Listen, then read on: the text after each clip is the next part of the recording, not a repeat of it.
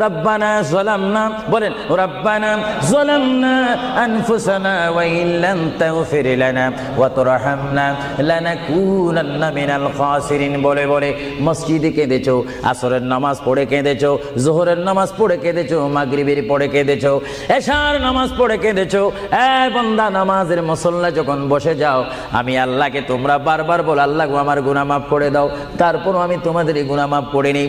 তারপরও তোমরা নিশি রাত্রে, মানুষ যখন ঘুমে যায়, তোমার বিবি যখন ঘুম যায়, তোমার ছেলে যখন ঘুম যায়, তুমি নিশি রাত্রে ঠান্ডা পানি দিয়ে ওযু বানিয়ে নামাজের মুসল্লায় বসে তুমি আবার যখন ডাক দাও, রব্বুল আলামিন, পৃথিবীর কোনো মানুষ আমার গুনাহ সম্পর্কে জানে না, তুমি আমার গুনাহ সম্পর্কে জানো।